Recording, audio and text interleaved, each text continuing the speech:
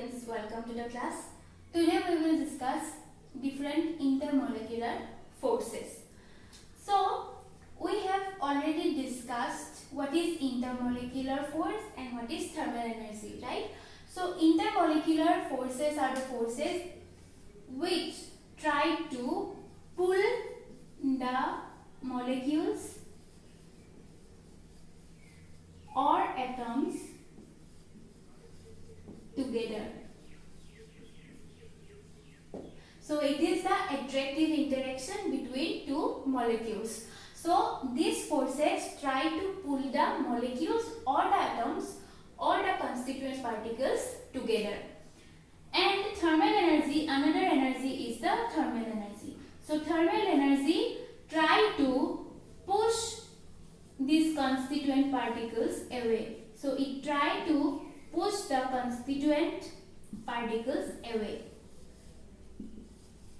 So we can say that these thermal energy and intermolecular forces both are opposite to each other. So its function is to pull away, to randomize the constituent particles, and its function is to pull these particles towards each other. So now there are four types of intermolecular forces. What are they? We have already discussed this, but what are they? They are, first one is the London force or dispersion force. Second one is dipole-dipole interaction. Third one is dipole-induced dipole interaction, and fourth one is hydrogen bonding. So we will discuss now London force. London force is also called dispersion force, and one important point, this is also called as van der Waals force. So this is also called as van der Waals force. So all these four are weaker than ion-ion interaction or electrostatic interaction. Ion-ion or electrostatic interaction.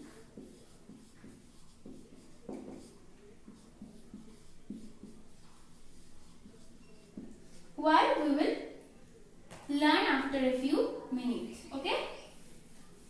So, what is London dispersion force?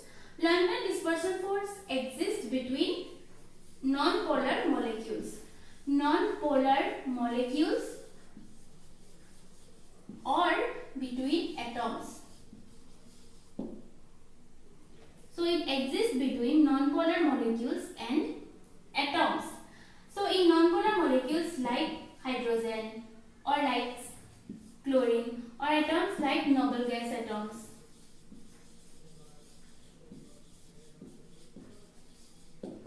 Or like noble gas atoms.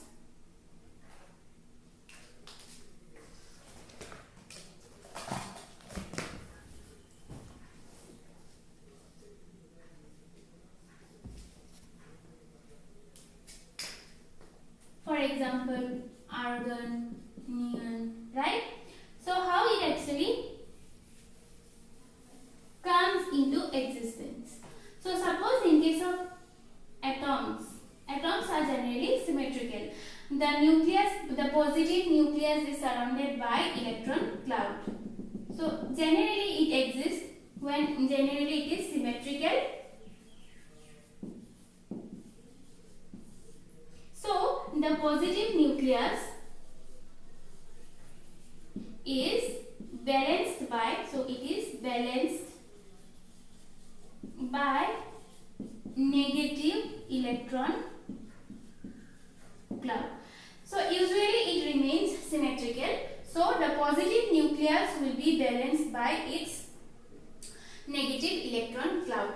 So imagine a situation, suppose one atom it collides with another atom. So atom A is colliding with atom B. So due to this collision, these two atoms, so atom A will be distorted, right? Since they both of them collide, so atom A or B, they will be distorted. As a result of distortion, the positive end will be towards right hand side, and or suppose positive end will move towards one side, and therefore negative part will move, or electron cloud will move towards this side. So as a result, there is unsymmetrical distribution of positive and negative charge.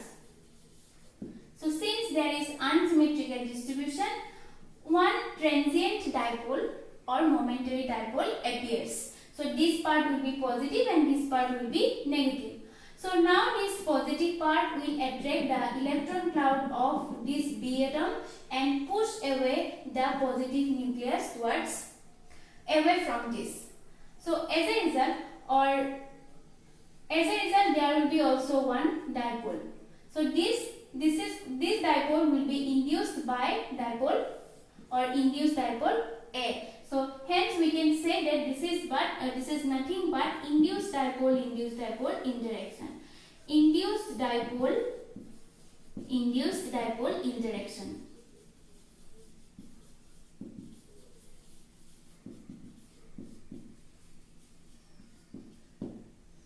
Okay, so I am repeating again. So when a non-polar molecule, or this similar situation will be found in case of non-polar molecules also. So when an atom exists symmetrically, so its positive nucleus and its surrounding electron cloud both are balanced by each other, right?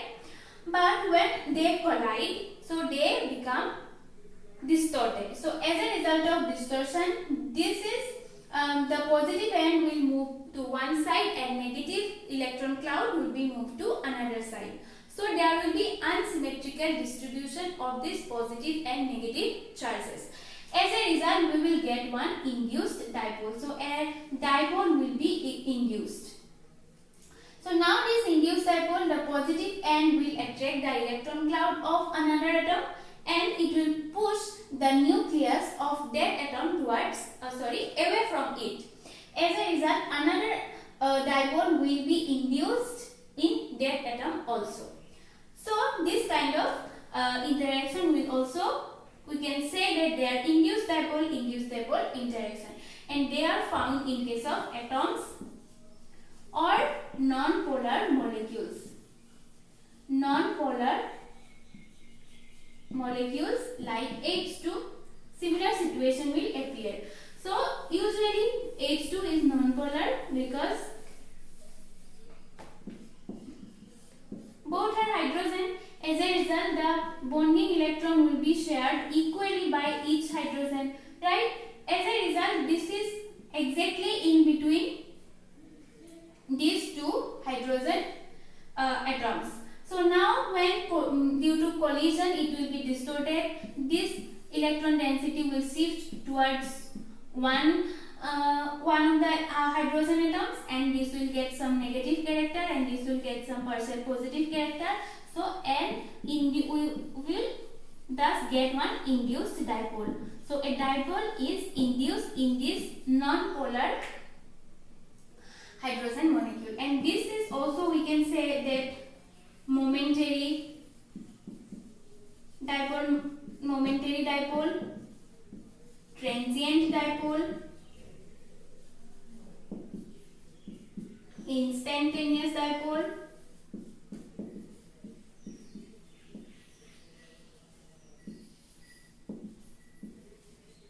so we can say all this to this kind of dipole. So now there is one negative end and one positive end. Obviously this is partial positive end and partial negative end, and this partial negative end will again induce dipole, or this partial positive end will attract the electrons, or this partial negative positive end. Now what will happen is that if we have another hydrogen atom here, then this will create one positive end here and one negative end here. So it will induce another dipole and we will get dipole-dipole attraction. Now dipole-dipole attraction, since they are only partial positive and negative charge, and in case of ion-ion attraction, there is fully positive and negative charge. Like here, in case of hydrogen, we will get partial negative, partial positive charge. But here we will have sodium and chloride. Here fully positive, fully negative, and this is also transient. So where it exists for a very small time period. So this force is very weaker. This is very weaker compared to ion-ion interaction. And its value and the interaction energy is directly proportional to 1 by r6, where r is the distance between the interacting particles. Suppose this is two interacting particles A and B. The distance between these two particles is r. Then their interaction energy will be inversely proportional to r to the power 6. So it means that they are very short range interaction. So short range interaction. So this is London dispersion force. Then we will have dipole-dipole interaction. So now we will have dipole-dipole interaction. So as the name says, it is between two dipolar molecules. So here the condition is that there should be permanent dipole.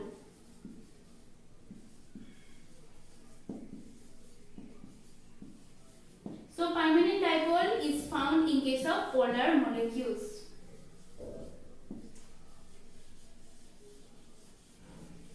For example, HCl. So HCl, it is electropositive. Chloride is more electronegative. So here already this bond, in this bond we have partial negative and here towards chlorine and partial positive and towards hydrogen. So here this is permanent dipole.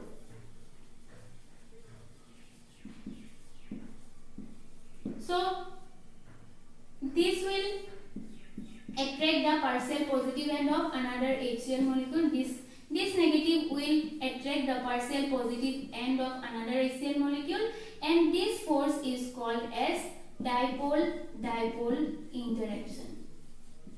This force is nothing but dipole-dipole interaction. And if these dipoles are rotating, then interaction energy is inversely proportional to r to the power 6.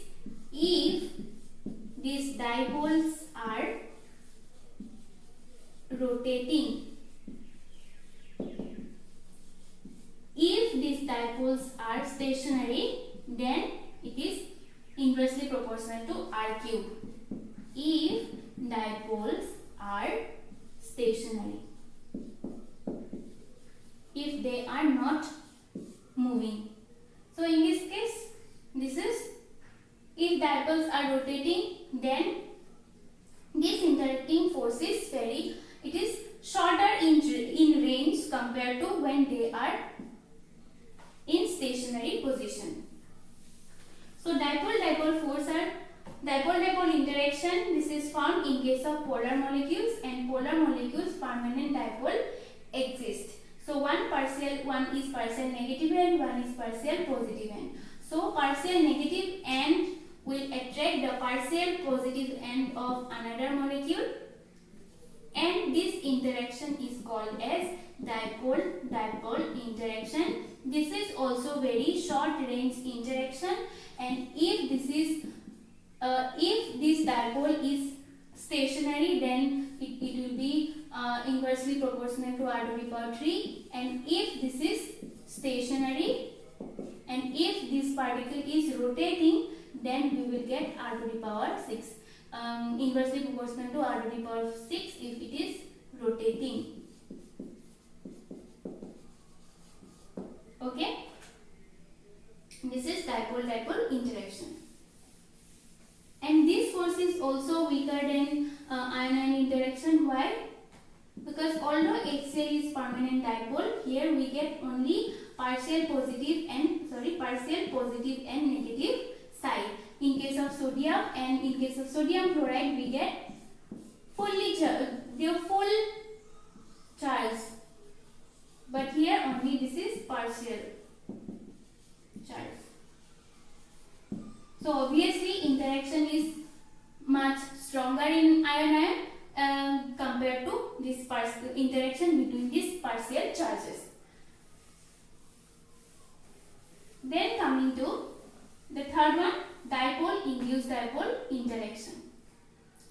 So dipole interaction, as the name says, we have one dipole, and when the term dipole comes, so you would understood that this is for polar molecule. And when the term induced dipole, when we find induced dipole, it is nothing but non-polar molecule.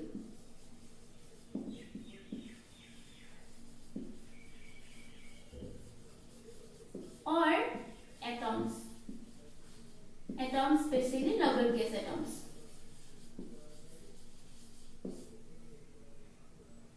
So this permanent dipole, there is already one permanent dipole, positive and negative. So if one atom which is symmetrical, it comes closer to this dipole, then this negative part will repel the electron cloud and attract the nucleus towards itself. It will attract the nucleus towards itself and repel the electron cloud. So symmetrical nature, so now it is symmetrical, and due to interaction with this dipole, its symmetrical nature will be lost and it will be unsymmetrical right now.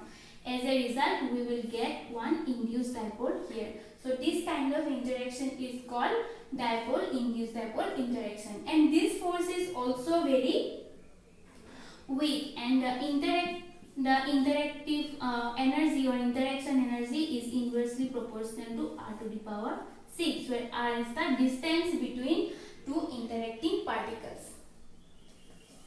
So this is dipole-induced dipole interaction.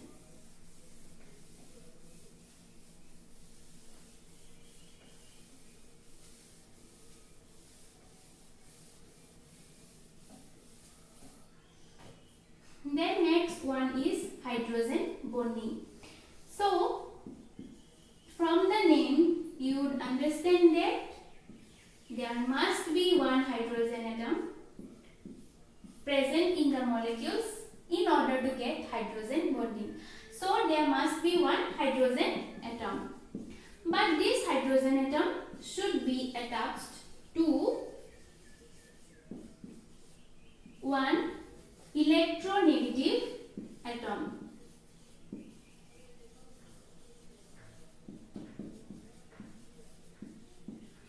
There may be oxygen, nitrogen and fluorine. And secondly, we should have, so this part we call as hydrogen bond donor. Now we should have one hydrogen bond acceptor, right? If it donates something, then there must be some acceptor to accept this. So hydrogen bond acceptor part is nothing but one electronegative. So it is nothing but another electronegative atom should be present, which may be oxygen, nitrogen or fluorine. And it is represented by 3 dots. HF, 3 dot HF. Okay? So it may be of 2 types. So it is represented by 3 dots. Now we will see, suppose this is hydrogen. This hydrogen or this hydrogen, we will consider this. So this hydrogen is attached to oxygen, electronegative atom. So partial positive, partial negative. Now these hydrogens is attracted by oxygen of another water molecule. So now in this hydrogen bond, this oxygen is, or this molecule is hydrogen bond donor, and this oxygen is hydrogen bond acceptor moiety. Okay. Similarly, this oxygen can also interact with hydrogen atom of another molecule. In this case, for this hydrogen bond, this oxygen will be hydrogen bond acceptor, right? And this will be hydrogen bond donor. So this oxygen can act both as hydrogen bond donor and hydrogen bond acceptor. So main point is that there must be one hydrogen atom. There must be one hydrogen atom attached to either oxygen or fluorine or nitrogen, electronegative atom, and there must be some another electronegative atom, either oxygen, fluorine or nitrogen, should be present in the system so that we can get hydrogen bonding. Or hydrogen bonding, this can be of two types, right? One is intermolecular, between two molecules, intermolecular hydrogen bonding, and second one is intramolecular. Intramolecular is within same molecule. So intermolecular means between different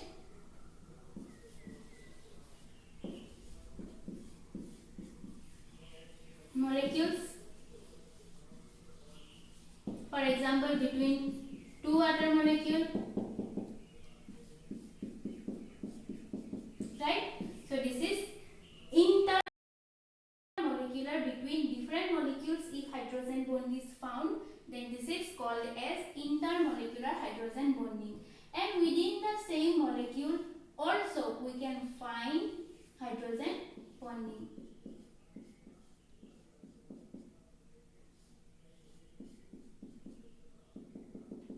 Suppose if this kind of situation is found, or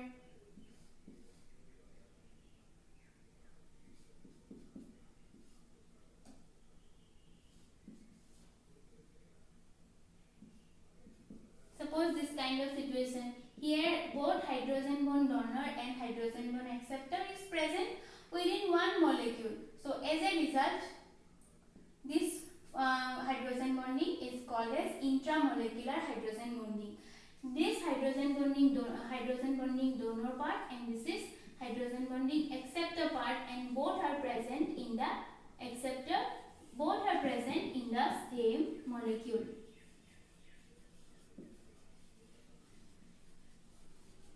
Okay, so this is called intramolecular hydrogen bonding.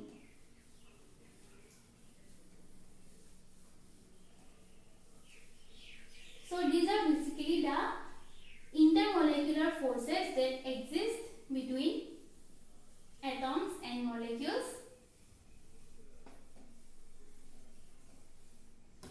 And they are attractive in nature. They are attractive in nature, and they are also called as van der Waals forces or van der Waals interaction. Okay, so this is the end of today's class.